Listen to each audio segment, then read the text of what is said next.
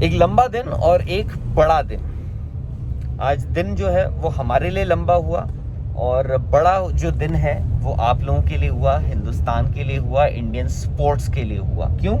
क्योंकि आज एक नहीं आपने दो मेडल जीते हैं। पहले हॉकी में भारतीय पुरुष हॉकी टीम ने आज 41 साल बाद फाइनली ओलंपिक पोडियम पे ख़त्म किया है। यानी ओलंपिक पोडियम चढ़ने का उनको दोबारा आज मौका मिला और वो मौका उन्होंने जीता है। उन्होंने आज जर्मनी को शानदार तरीके से 5-4 से शिकस्त दी ब्रॉन्ज मेडल प्लेऑफ मैच में।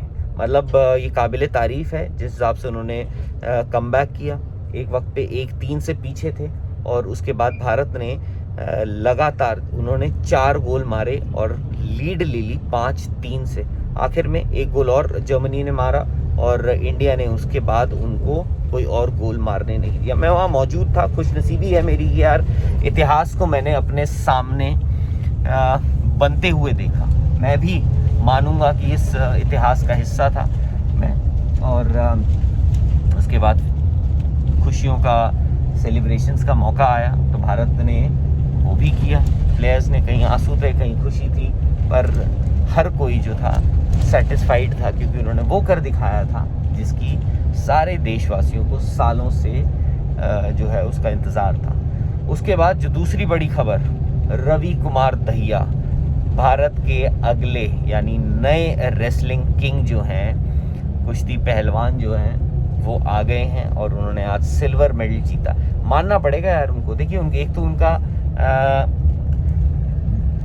बहुत लोग बोलेंगे कि यार सिल्वर मेडल उन्होंने जो है वो गोल्ड मेडल हार गए, पर ये भी आपको समझना पड़ेगा उनका वेट का इशू पड़ रहा था कि उनका वेट थोड़ा सा ज़्यादा हो रहा था। तो सडनली आप सोचिए आपको कुछ ही घंटों में अपना वेट रिड्यूस करना है और वो भी ऐसा नहीं कि कुछ ग्राम करना है, आपको किलोज में अपना वेट रिड्यूस करना है। तो उसके लिए आप क्या करेंगे? वो खाएंगे पिएंगे नहीं, आप वो भाग रहे हैं, पैदल चल रहे हैं, ट्रेनिंग एरिया में बड़ी मेहनत करी। उसके बाद कमज़ोरी भी थी। आपको याद होगा कल जो है कज़ाकिस्तान के जो रेसलर जिनसे उन्होंने लड़ा अपना सेमीफाइनल बाउट, उन्होंने उनके सीधे हाथ पे दांत गाड़ दिए थे, अपने काट दिया था बुरी तरह। तो आज बात हुई उनसे, उन्होंने कहा कि उनको आए रेसलर जिन्होंने उनको कल काटा था, उन्होंने उनसे बात करी, माफ़ी भी मांगी उनसे, उनके कोच से भी माफ़ी मांगी, फिर रवि से भी माफ़ी मांगी, फिर रवि के साथ काफ़ी देर बैठे।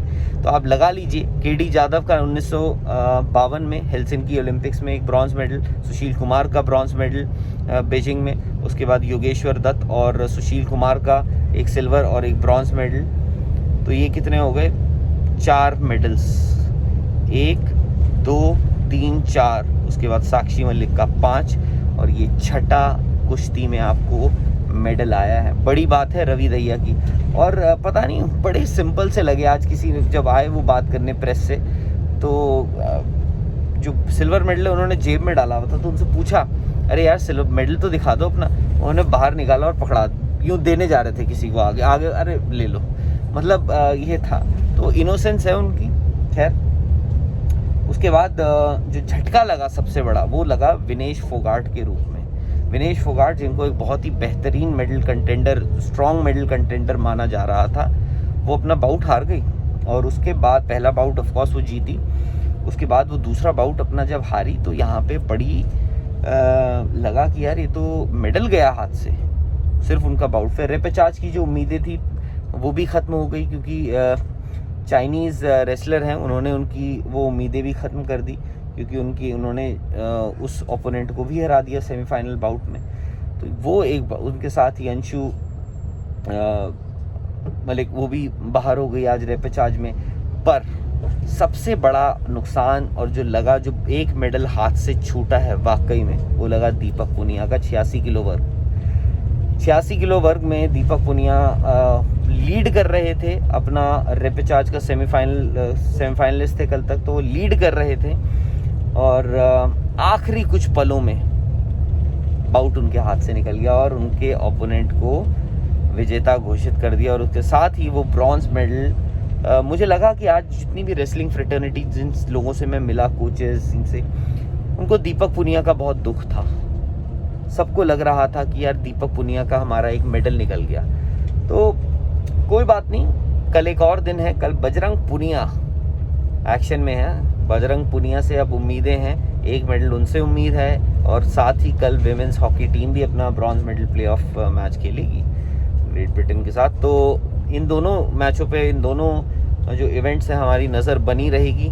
और आपसे फ़िलहाल मैं इजाज़त लेता हूँ टोक्यो से। जैसे आप देख सकते हैं, मैं अभी अपने होटल की तरफ जा रहा हूँ। यहाँ पे टाइम करीब 1:30 बज चुका है।